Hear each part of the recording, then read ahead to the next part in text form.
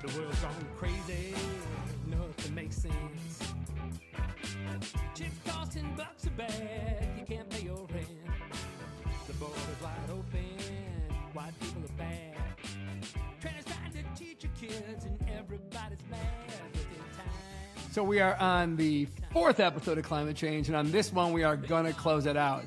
Back with Dave and Dan Gregory, who's been a guest now for 4 episodes. We appreciate that. We left off. He's like a bad penny. He's like a lot of things. I was going to say chlamydia, but yeah. I live here now. It's here. It's herpes. It's herpes simplex too. Dan's here. You're welcome. He's here. Treat him. It's here. Zephyrex. Treat it. Nice. You got to treat it. That's great. So we were showing the fact that the Greenpeace co-founder is calling it a farce. We came by and said 1,600 scientists and 2 Nobel Prize winners have signed off on a document saying it's a farce. We've shown the need and maybe detailed how government lies in the biggest of the big ways and perhaps where some of the money grab is. I have a couple more clips I want to play for you. Shelley Capito is a senator out of West Virginia, and she's interesting. I've been watching her a little bit lately, and she did a recent press conference on the follow the money side of, in this case, climate change. One of her staffers followed the money. Let me play this clip for you, and let's see what you have to think about that. Well, I wanted to bring to everybody's attention something that doesn't get much attention, and you've heard the term follow the money. So I looked up where did follow the money. I thought it was from a Tom Cruise movie, but it wasn't. It was from Watergate. And follow the money is what they did in Watergate, and we saw what happened. So my young staffer, who's very bright, and I see him over there, Adam Pack, followed the money. And the money is from the so-called Inflation Reduction Act. So in the name of green and environmental justice, there's over $40 billion that are going to be granted out through the EPA. So with this great research that was done, what was discovered that in December, the EPA granted $50 million to an organization called Climate Justice Alliance. So we went to the website of Climate Justice Alliance. This is what we found on the website, that our taxpayer dollars are going to organizations such as this. This, at the bottom, is a picture of the bulldozer that went through the fence when Hamas attacked Israel on October the 7th. They have a rendering on their website. It says decolonize Palestine, and it has a picture of that same bulldozer going through that fence. If you dig deeper, they want to defund the police, defund the military, either them or their affiliates. Want to have very radical, drastic initiatives that I think are anti-American. And they're certainly anti-Israel and anti-Semitic. So the Biden administration doesn't seem to care. $50 million in December. Who knows how much more in the future, and other like groups, because there are other associated groups with this group. There's no inspector general for EPA to follow the money, because they don't care. Because all they care about is the mission, the climate mission, no matter what the radical ideas that are associated with the groups. So then you could ask yourself, is this group really going to be funding climate, cleaning up the water and cleaning up the soil and cleaning up the air? Or are they going to be funding things like the protests they had in Hart just several weeks ago, where several of them were arrested? So follow the money. We're going to be doing that in the Environment and Public Works Committee. That's where the derivation of this was.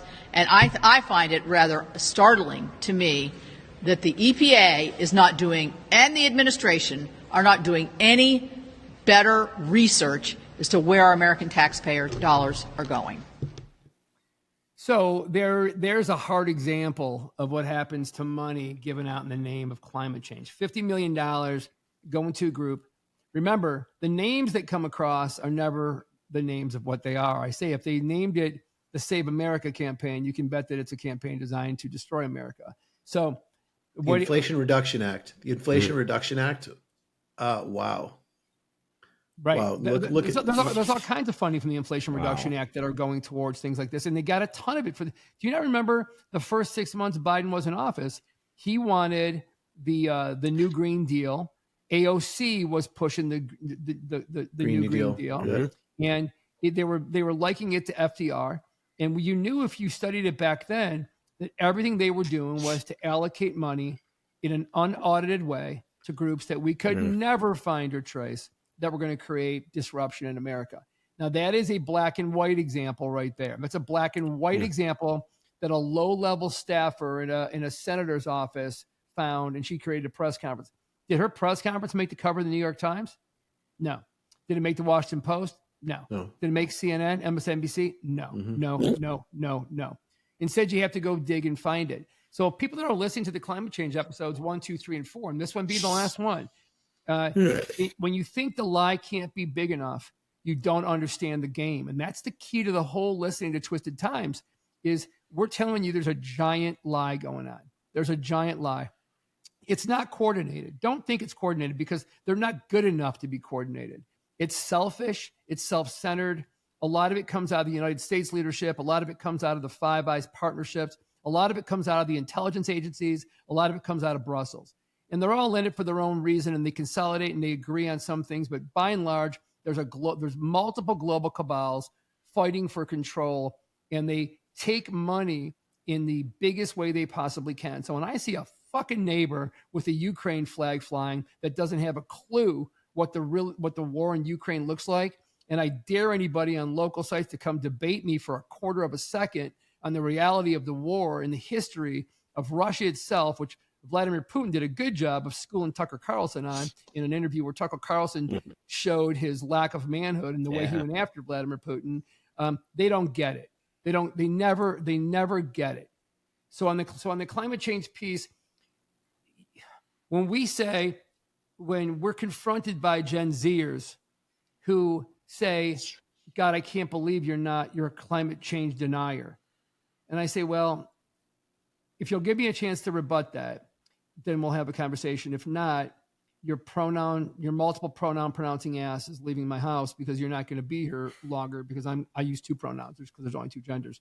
That's what I do. But if you want to listen to what might happen underneath that, there are those of us, as I said in episode 1, 2, and 3, that love our nature, our parks, will do anything to help put plastic in the right place and other recyclables in the right place. Yep. I think a high majority of Americans agree with that. But when you dig into climate change proposals coming out of DC, so when it leaves the state and it goes to the feds, or it goes worse yet to an international conglomerate like those operating out of Geneva, not a chance in the world should you be for any of it. It's twisted. It's twisted beyond belief. You know, it's like we're living in twisted times or something. Yeah, it's like twisted times. The good news is, and this is good news for people, is we've got Pete Buttigieg. Buttigieg. I call him Buttigieg. It's easier to remember. Pete Buttigieg, who recently moved to Traverse City, where I still have a house. Pretty happy to have Pete and his latex belly wearing husband, who during their joint pregnancy did some kind of rubber nipple breastfeeding of their child. Pete came out today, and Pete said that climate change is racist. Okay. Climate change is racist. Wait. Wait. Say that again. Back that up. Say it again. What's Pete, his argument? Well, listen, let's be honest here. Pete's a transportation secretary. All right. Yeah. Pete couldn't protect a unicycle. Pete couldn't protect a unicycle in the fucking Shrine Circus. Yet Pete's coming by, and Pete's telling us that the reason that there's so many disruptions in airlines, it's not Boeing and quality control issues, Dave. It can't be Boeing and the fact that multiple whistleblowers are dying, turning in Boeing. It's racist. It's your inherent racism that is creating turbulism. I mean, sorry. Wait, what is turbulism? Turbulism is people that believe in turbulence as a religion. It's racist turbulence. I'm a turbalist. I'm a turbalist. I'm a card-carrying turbalist. So if you think I'm kidding, I'm Buttigieg. Listen to this clip. Listen to this clip. The reality is the effects of climate change are already upon us in terms of our transportation. We've seen that in the form of everything from heat waves that shouldn't statistically even be possible, threatening to melt the cables of transit systems in the Pacific Northwest, to hurricane seasons becoming more and more extreme, and indications that turbulence is up by about 15%. Oh, so wait a second.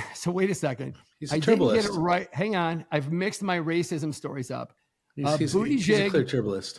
Buttigieg is a turbalist who is blaming turbulence on climate change, but it's Richard Levine. Richard Levine. Yeah, you Richard know it better as Levine. Rachel Levine. You know it better as Dr. Rachel Levine, the military leading transgender. Oh yes. Looks like Sally. He looks like Sally Struthers ate her way through a dessert store and slapped on a mustache and became like leader of a military unit. Rachel Levine has called climate change racist. So let's dig in on Rachel Levine real quick. Hello, I'm Admiral Rachel Levine.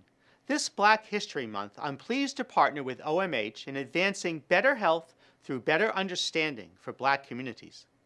Climate change is having a disproportionate effect on the physical and mental health of Black communities. Black Americans are more likely than white Americans to live in areas and housing that increase their susceptibility to climate-related health issues. And 65% of Black Americans report feeling anxious about climate change's impact.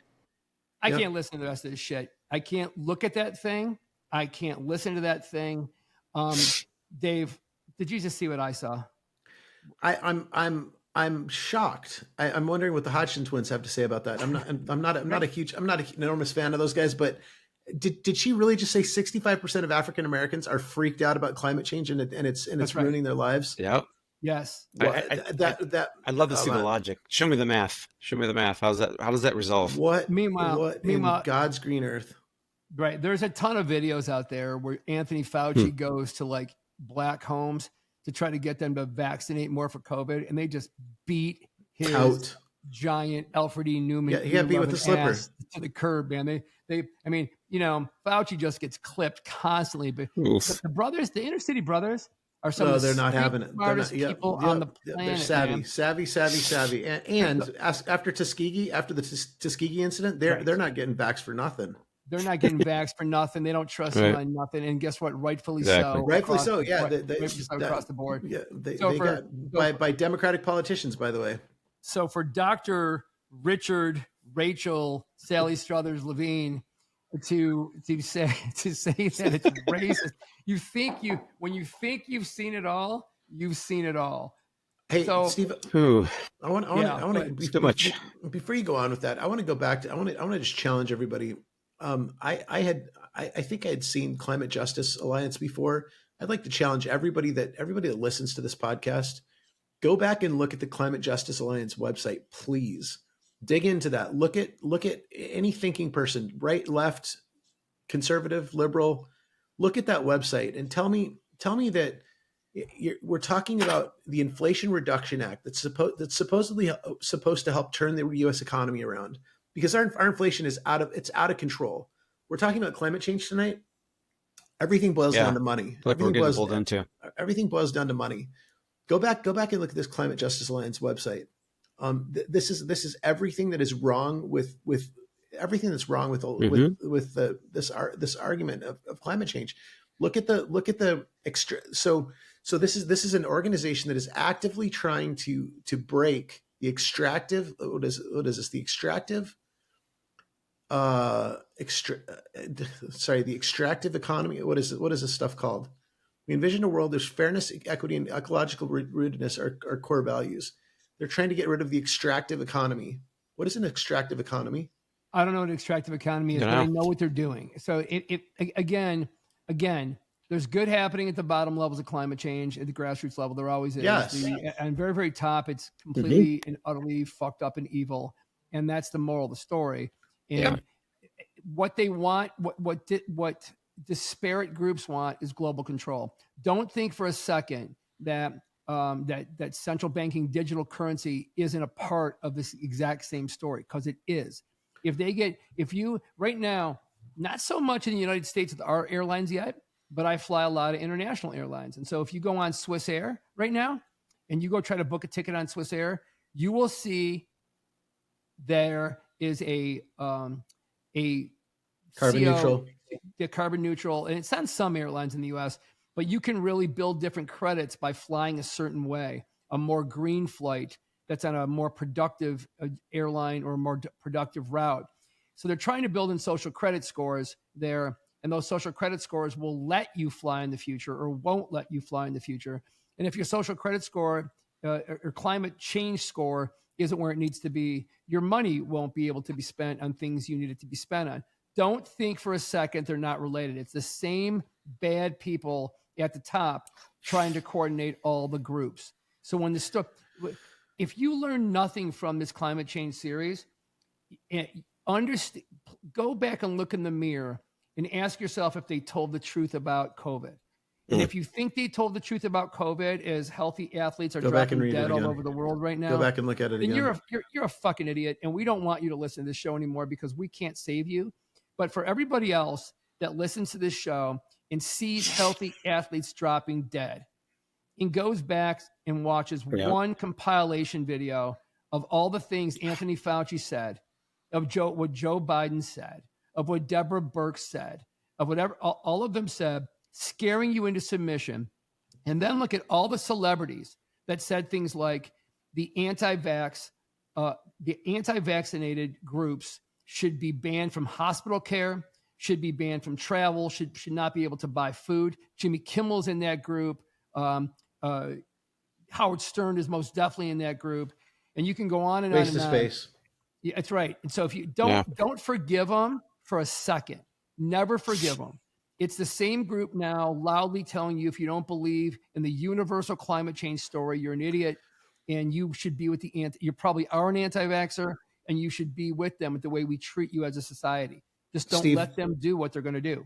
Steve, my challenge to people would be, if you're concerned about climate change, act locally. Yeah. Don't drink microplastics. Be responsible about what you're doing with your plastics. Recycle. Yeah. Do all those things. Yeah. Pick up trash when you see it in the forest. Go visit your national parks. No trace. Go visit your national parks. Go backpacking. Spend time outside. But don't be controlled. Don't be controlled by these special interest groups that are really trying. They're trying to blow you up. Yeah, at a minimum, don't get in the way of us that are trying to dismantle this climate change narrative, because I'm going to go down fighting. You know me, guys. I just don't care. Mm-hmm. And so for me, I'm going down fighting. I'm not going to let them try to get us into a social credit score for the type of airline I buy. Why Mark Zuckerberg has a brand new $300 million, 287-foot long mega yacht with 4 enormous diesel engines. He really cares about the climate. Yeah, he's the guy leading the contributions on the climate change side. I mean, how stupid do we have to be? He literally had a bridge disassembled so he could get it out of the bay where it was made. Yeah. How stupid do we have to be? So I'm not going to do it. But to Dave's point, hey, if you're not going to fight this fight, and you're not going to go somewhere that's going to not mandate vaccinations, Switzerland, by the way, no, man, you can't have mandated vaccinations in Switzerland. It's against the actual constitution. You can never do it. So if you can't go somewhere where they're not going to mandate stuff, and you are going to just simply put up with it, the best way you can make a difference, almost universally, is to act locally. Mm-hmm. If you can act locally, and you can find a better way to make your local river healthier. Look at RFK Jr. Look at what RFK Jr. has done for rivers around. Total cleanup. Yeah, it's biggest single person's impact on ecology. I believe in current history. And showing people how to clean up locally is a big deal. And it's funny, Dave, you said, hey, don't drink microplastics. And Dan said, good luck, under his breath. It's very hard right now. It's almost impossible. But I know this. I was involved in a small project called, if you go to adventurescientist.org, and for people who love to, put a backpack and a loaf of bread and a sandwich and hop over the back fence, like John Muir said, like we do and get lost, adventure scientists will say, hey, are you going to go hiking at Isle Royale, for example? This just happened a few years ago, Steve. They send you a kit with vials. You dunk it into the water. They show you with the video. They train you how to do it, and you send back your samples. And they were doing this all over the world with people who travel abroad. And they had microplastic research, and then they're doing bird and butterfly research and replanting. They'll send you a bunch of saplings. You can plant them along the trails. But it's called adventurescientist.org, and it's really cool. Like you guys are saying, act locally, think globally, but be responsible. I think it's another good way to give back. That's the moral of the whole story here in climate change. Yep. Is that it's a real thing. It's a real thing to be environmentally conscious and sound. Climate change itself with this big overarching umbrella is bullshit. So act locally, clean the world up, clean the earth up from these pigs that contaminate it. And the pigs that contaminate it quite often are the people preaching climate change at the very, very top. They're the ones pushing it down. They don't care what's happening in those mines in Africa. They don't care. They don't care that there's no disposal of the items they're mandating for you, because they're in a business creating $4 billion a day, $4 trillion a year, and they're just getting going. They're just getting going. $50 million being given to that group that get outed by the senator doesn't make a single newspaper in the country. That's crazy. So I mean, that's it, guys. It's 4 episodes into climate change, and I wanna close climate change out and just say, it'll keep coming up in conversations ahead, Dave, as we bring in true environmentalists that are making a difference. That's right. I think there's 2 types of guests that can come on Twisted Times in the future. There's one that wants to give us the local impact story where we can make a difference and help them tell the story. We want that person on every single day. And then the politician that wants to tell us about the global drama around bigger funding, and we want him on to just kick his ass up and down the episode and then spit it back out again. Because if you don't agree with us and you have the nuts to come on the show, let's talk it out.